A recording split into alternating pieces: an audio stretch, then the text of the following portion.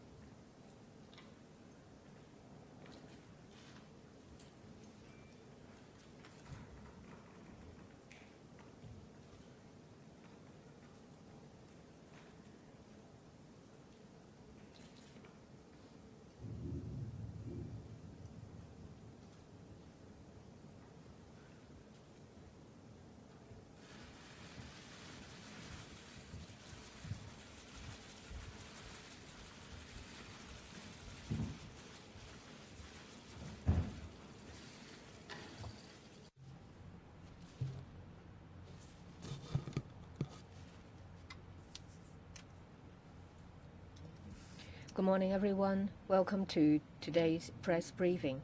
The Chief Executive will speak before answering questions. Because of the infection situation, please maintain social distancing and keep your masks on. Use the microphone when you ask questions to facilitate interpretation. If there are no questions, Chief Executive. Good morning, everyone. This morning, I'd like to tell you about two things. First, my visit to Beijing. Two, the development of the infection situation. Previously, I've spoken to you about this, and I said that in order to inject vitality back into Hong Kong's economy as soon as possible, and in order to garner support from the central authorities in terms of economic support measures, the central authorities have been very positive to my suggestion, and they would make arrangements for me to visit Beijing. It's now arranged that I will go to Beijing next week. Our discussions will focus on economic development supporting measures proposed by the Hong Kong SAR. It entails a lot of different initiatives, so I will spend 3 whole days in Beijing next week. After that, I will go to Shenzhen and Guangzhou to speak to the municipality leaders about the development of the Greater Bay Area with Guangzhou, and further cooperation with Shenzhen. As far as I know, I will be arranged to attend coordination meetings with relevant ministries and commissions to hear replies to our suggestions. When I am in Beijing, I will visit a number of ministries and commissions relating to our suggestions. There may be some adjustments, so I can't give you specific details. All in all, after the morning EXCO meeting next Tuesday, I will set off. Well, because there is still an infection taking place here, I will have to stay in Shenzhen for 1 night before setting off to Beijing. My itinerary will cover about 4 to 5 days. Apart from myself, I will take with me 5 bureau secretaries with me. There is also the director for the Chief Executive's office.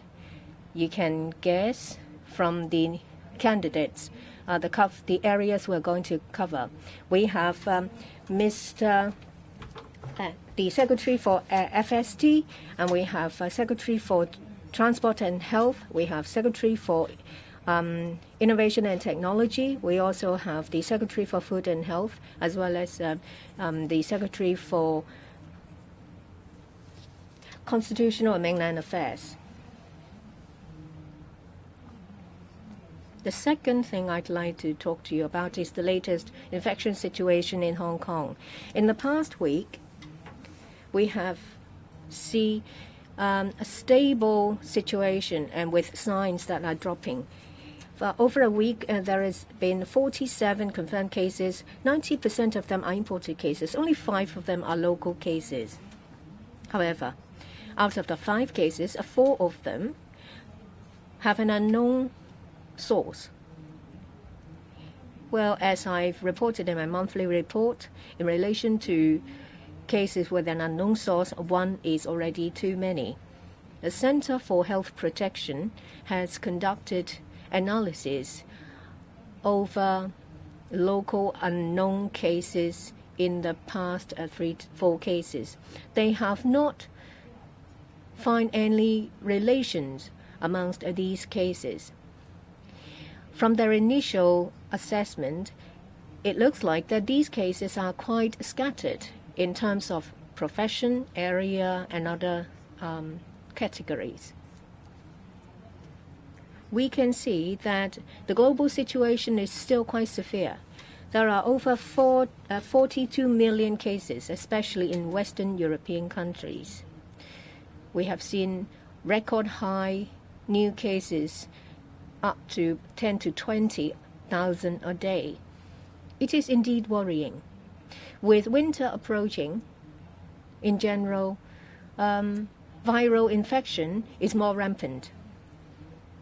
We have about 90% of the cases that are imported cases, so we have to exercise care to try to minimize such cases.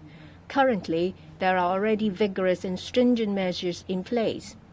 Still, we will closely monitor the situation to decide what other countries will be included in the specified areas. Altogether, with Belgium added, there are 14 specified high-risk cases.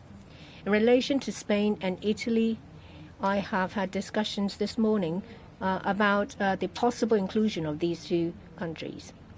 In other words, people who come from these specified high-risk areas will have to produce, before they board, a negative test result.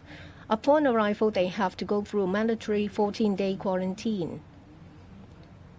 We will keep updating the list of specified high-risk places.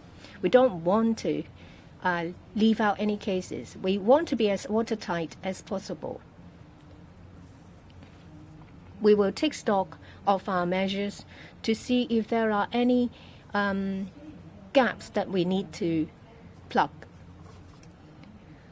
I said that in the past week, the infection situation has stabilized and there are signs that the number of cases is decreasing. We would like to take this opportunity to review our four-pronged approach: testing, tracing, quarantine facilities, as well as treatment facilities. We have to be prepared as best as we can.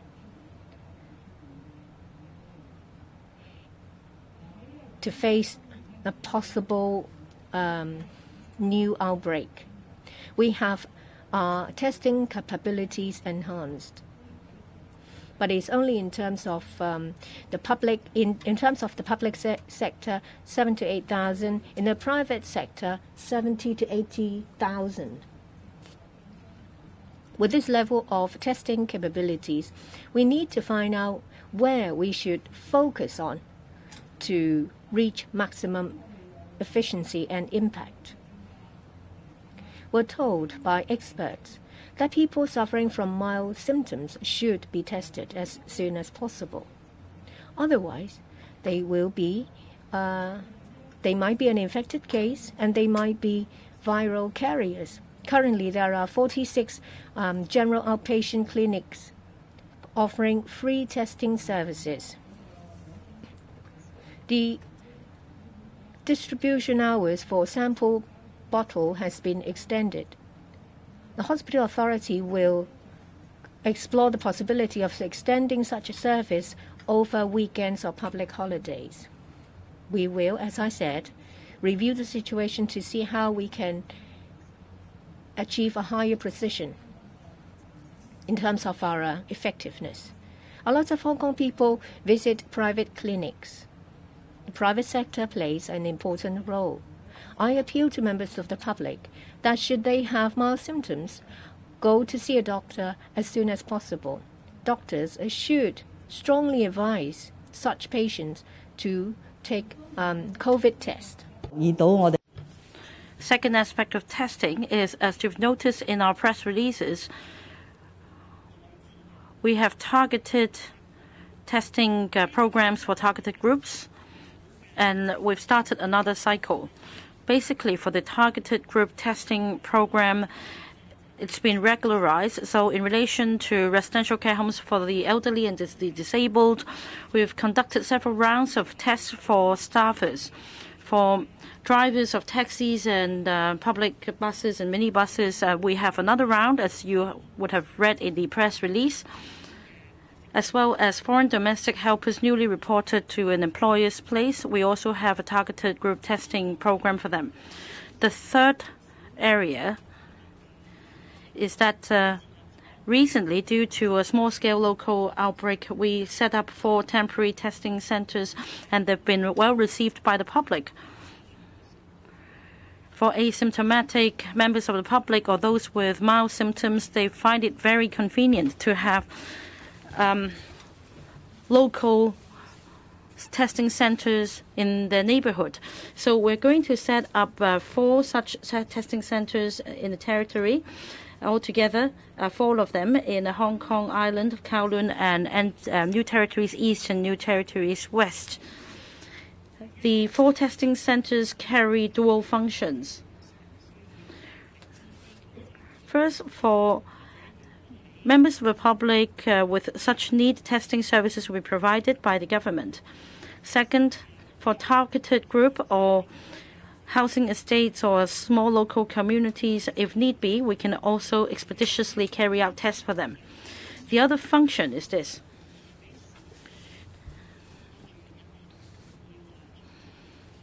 If there is a need to travel outbound for the purposes of using the health code or air travel bubble, some members of the public may need to obtain a negative result certificate, and they can utilize the centers for service at the fee. So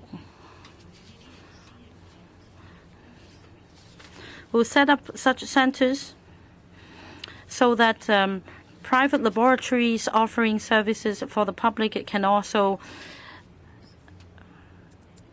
roll out services at a lower cost. Details will be announced in due course. And there have been many suggestions on a rapid test, and that the result should be ready in 6 to 8 hours. And the Hong Kong Airport Authority will roll out a trial scheme on a rapid nucleic test. Depending on the effectiveness of the rapid COVID test, we will consider applying more extensively to arrivals. Next, on mandatory testing, we are fighting this battle against the epidemic. Of course, we would urge members of the public to exercise self-discipline and to undertake the test voluntarily so that we can reopen the borders as soon as possible and our lives could return to normal. However, we do have a liberal society. Not everyone would act on their own volition. But for the purpose of safeguarding public health, we do require some members of the public to undergo tests. And the relevant work has been carried out under the Prevention and Control of Disease Ordinance. Over the past 9 months, under CAP 599, Prevention and Control of Disease Ordinance, we enacted 7 new regulations. And we're now paving the way for a framework for compulsory testing. However, we need to take a targeted approach. We're not suggesting that everyone in Hong Kong should go for compulsory testing anyway. Well, as we learned from the experience of the Universal Community Testing Program, it needs to be cost-effective. And in other words, we are focusing on those with symptoms, those in minor outbreaks, and those in high-risk places and small communities that are under high risk. For example, the container terminal cluster and residential care homes. We're going to soon roll out another piece of subsidiary legislation on compulsory testing. The other area is on tracing. The Centre for Health Protection has been working day and night on tracing these cases with the help of the police. And previously, the Innovation and Technology Bureau started a tendering exercise on developing an app. And I'm happy to report that within this week, on a voluntary basis, users of mobile phones can now download this app so as to record the activities in a day. Now, for restaurants, fitness centers, taxi drivers, etc., would also appeal to these practitioners to install the app and use the QR code so that if a passenger, say, bought a taxi, he can just scan the QR code for the purpose of tracing. Next, on quarantine facilities, work has been smooth. Phases 3 and 4 of the special quarantine facilities in Penny's Bay will be completed by the end of this year. By then, there will be 4,000 special quarantine units available. As for treatment facilities, apart from the 1,100 beds in isolation under the HA, if need be, more second-tier beds will be ready. And at the Asia World Expo today, we have 2,000 beds on standby. It's not currently engaged at the moment because we only have 111 patients receiving treatment in various public hospitals. But if need be, we have 2,000 beds available in Asia World Expo. And next to it, we are going to build a temporary hospital, and 800 negative pressure beds will come on stream. Work has been smooth. We believe works will be completed before January next year for use by the hospital authority. Finally, on social distancing, the various social distancing measures that should soon to expire by midnight this Thursday and Friday.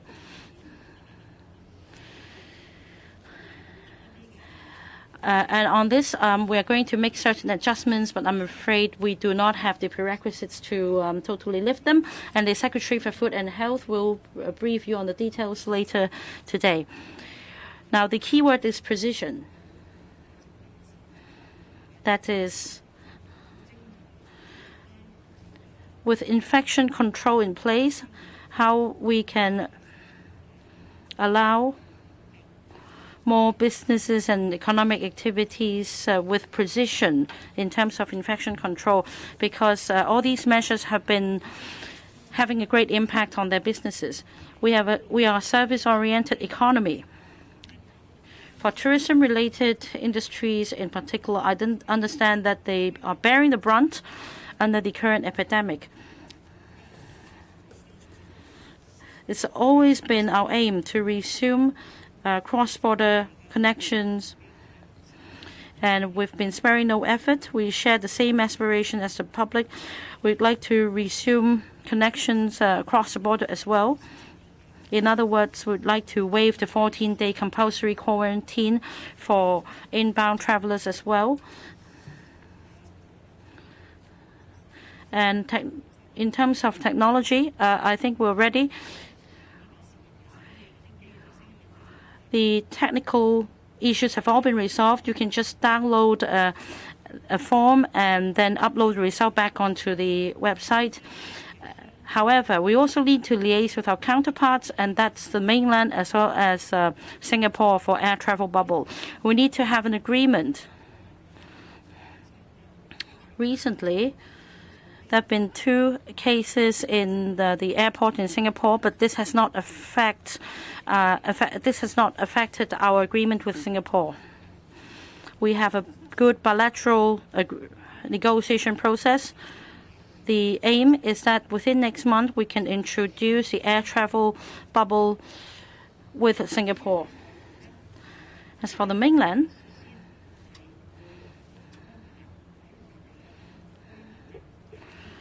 as a priority, we are going to arrange for Hong Kong residents currently living on the mainland to come back to Hong Kong without observing the 14-day quarantine arrangement. This will happen next month. At the moment, we only have 2 borders operating. That's Shenzhen Bay Checkpoint and Hong Kong-Zhuhai-Macau Bridge. Well, we hope this will give a good start so that in a progressive manner, we can allow people to travel to and from the mainland as soon as possible in the future. Now, I have laid out the framework, and once the measure is ready, the relevant bureau chief will brief you on the details. And that's all from me for the time being. I'm happy to take questions. Please raise your hand Well, we will give you a microphone when you have been selected. I'm from Now TV. Good morning. First of all, I'd like to ask about your Beijing visit. Previously, you said that you would leave at the end of this month. What's the reason for the delay? People do look forward to your policy address. What is the timetable for the delivery of the policy address? What's the latest? In relation to mandatory testing, are you concerned about human rights issues? What's the stance of the government? The third question, in relation to Chan Tong Kai case, Mrs. Poon has been appealing to the Hong Kong government to allow her to act as the middleman to liaise between the two places. What's the stance of the Hong Kong government? Would you talk to her? Thank you for your three questions. First, indeed, about 2 weeks ago, I made an announcement here. I said that I would like to go to Beijing to garner support from garner support from the central authorities. That's why I have to delay the policy address. At that time, I said that was at or around the end of October, in around the 20th, because that was the message I got. As you understand, that the 5th plenary session of the CCP Central Committee started yesterday. I will not visit Beijing when the plenary is in session. At that time, it was planned that everything would be done within 1 day. But just as I told you, with a new plan, I will spend 3 days in Beijing to visit different commissions and ministries. Early November will be a better time. So it's decided that next week I will set off. There is a slight delay in my visit to Beijing. It will not affect the timetable of the policy address. It's still scheduled to be delivered at the end of November. In relation to mandatory testing, when dealing with public health issues, especially something so important and so difficult, we're talking about a pandemic. We have to strike a balance. Sometimes the government will have to be swift and resolute. Say, for example, restricting measures on one's freedom. When you go to a restaurant, there can't be more than 4 people at a table, and beaches are not open. But I can give you a hint that in the afternoon there will be announcements about opening of beaches, so that members of the public can still make use of the warm weather to go for a swim. It is a balancing exercise. If you want people to accept mandatory testing, you will have to convince them that it is done in a circumstance that would achieve maximum effectiveness. Should that be an outbreak, I would like to know as soon as possible how many asymptomatic carriers there are. And for those with symptoms, in order to stop you from spreading the virus, we need a targeted testing program in place.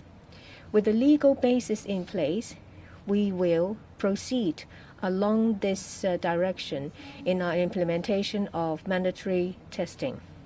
For the third question, in general, I don't want to have a detailed discussion about it because it will stir up emotions of two otherwise ordinary families. From what I understood from Reverend Peter Kuhn, well, he's been keeping me updated about the situation. As far as I understand, Chan Tong Kai is still willing to surrender to Taiwan. There is one thing that we need at the moment is a visa to Taiwan. As soon as Chan Tong Kai has obtained a visa to Taiwan, I'm sure that it will kickstart the whole process. But the ball is not in the court of Hong Kong. As soon as Chan Tong Kai has a Taiwanese visa, we will be more than happy to deal with all the facilitating work needed. It's Natalie from South China Morning Post. During your trip to Beijing, will you discuss with the mainland authorities about your plan to extend voting rights to Hong Kongers in the mainland? Because the scholars warn about the risk of vote rigging and possible manipulation. So how would you respond to these concerns? Are you going to proceed without any possible public consultation exercise? And the second question is, over the weekend, there was a global campaign joined by over 30 countries to demand for the release of the 12 Hong Kongers being detained in the mainland. Has the government taken any further actions for the plight of the 12? And my last question is about the issue in the Hong Kong U, because one of the mainland professors named to take up the leading role at Hong Kong U, but he was listed as a Chinese Communist Party member on Tsinghua's website. So as Hong Kong U's chancellor, will you clarify his background? Do you think it's appropriate to appoint a Chinese Communist Party member to take up a top role in a top local university? Thank you. Thank you for the three questions. On question one, as I have said on two occasions at least, my trip to Beijing this time is solely on the economic side. That is, in light of the economic situation, which of course is very serious in Hong Kong, we need more support measures from the mainland of China, especially in light of the overall direction that Hong Kong should move to better integrate with the mainland of China, especially in the Greater Bay Area. So at the moment, there is no plan to talk about other subjects, including the one that you have mentioned.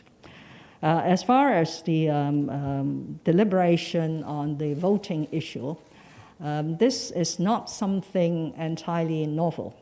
It has been discussed in society and in the Legislative Council relevant panel for many times, as confirmed by one of the LegCo members in a recent article or a letter she wrote.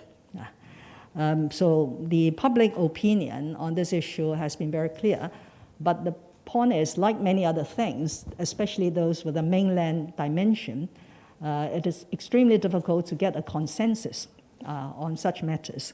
So the government is now revisiting this issue. I understand we have a previous view, but we are now revisiting issue, especially as demonstrated by COVID-19, that sometimes, despite their proximity, it is just not possible to cross the border to do some legitimate things, whether in voting, in business, in visiting relatives.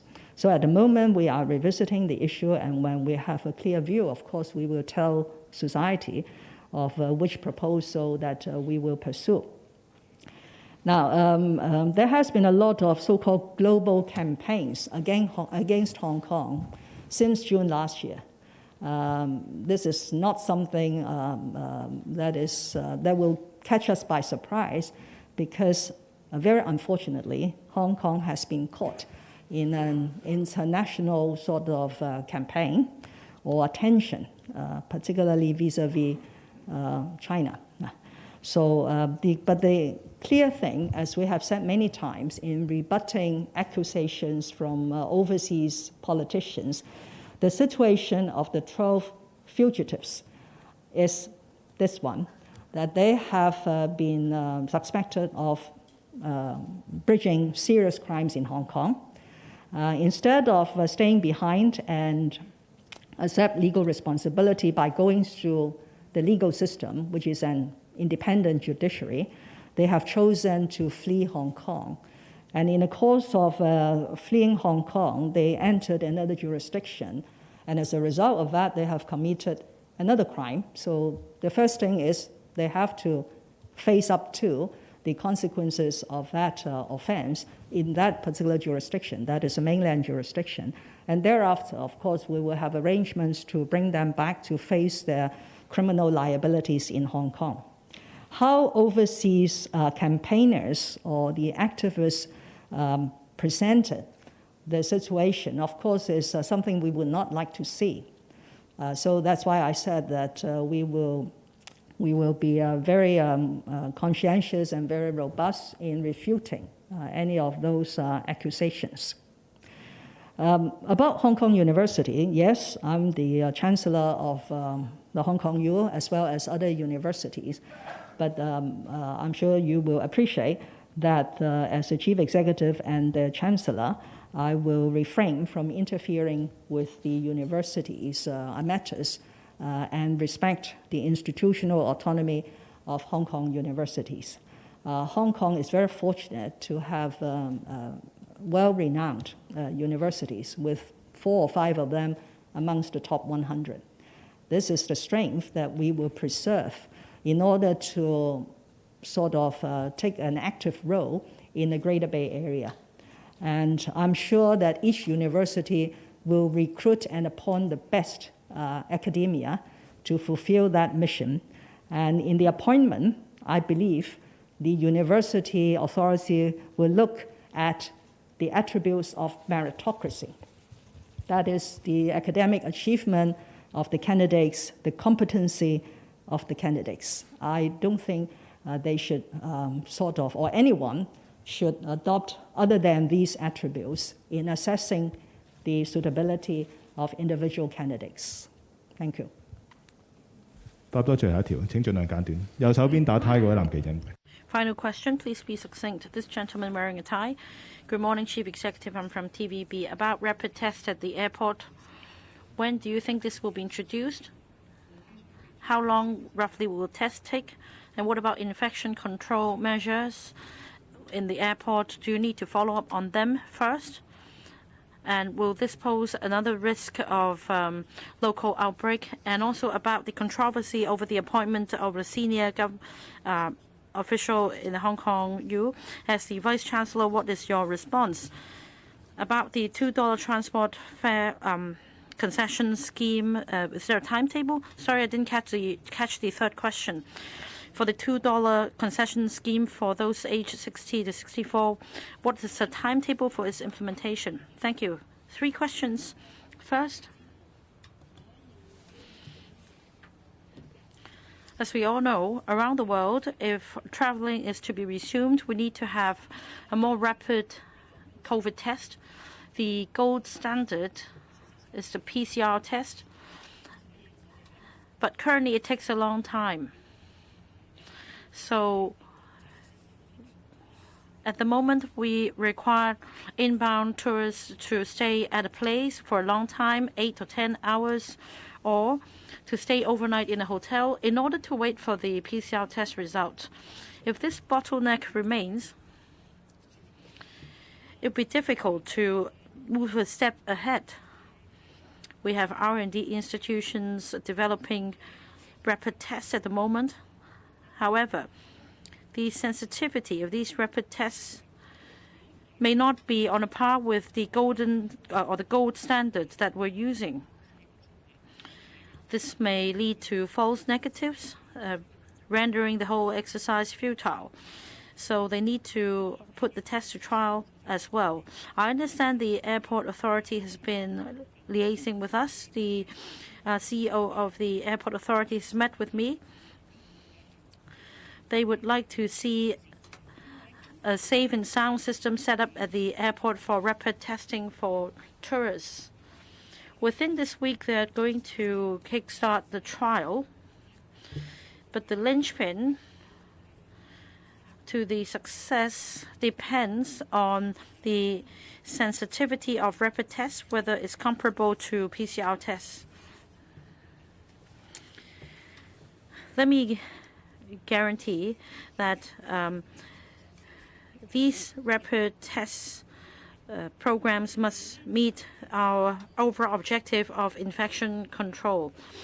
Next question. Although I'm Vice Chancellor of the Hong Kong University, I do not interfere with the institutional autonomy of these universities.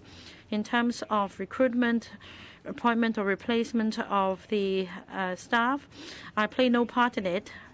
The Secretary for Education plays no part in it either. The Hong Kong University, the universities in Hong Kong are world-renowned universities. We have 4 to 5 universities in the top 100 chart. And this gives us an edge, especially in terms of I&T cooperation with Shenzhen. We have a good foundation to make contributions to this cooperation. We need talents to bolster our status, and these universities have been scouring talents in the academic sector around the world, and this exercise must continue to bolster the university's status. Now, I play no part in the recruitment process, but usually meritocracy is the key word. Definitely, they will look for talents with academic excellence and good standing.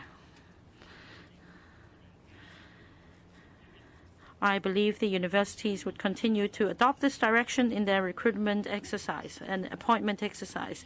Next question about the $2 fare concession scheme. Since its introduction, it has been very well received by elderly aged 65 or above. Hence, in January this year, I announced that if circumstances permit, we would like to have more beneficiaries under the scheme, and the government would consider lowering the age limit to 60 instead of 65, and it is expected that 590,000 more passengers would benefit from the scheme. However, this is also subject to a comprehensive review of the scheme. There is a consultancy study underway which would look into any possible loopholes and abuse of the scheme and areas of improvement. In fact, there have been suggestions to widen the scope of the scheme to cover more modes of public transport. The study is still in progress. A few days ago, the Secretary for Labour and Welfare made a valid point. We've not stopped our effort. Our work continues, and we have not withdrawn the policy objective, and we are not putting it on the back burners. We're not sitting on our hands. However, at the moment, it is difficult to finalize the implementation schedule. We need to resolve a number of thorny issues, such as financial issues and problems of abuse. Thank you.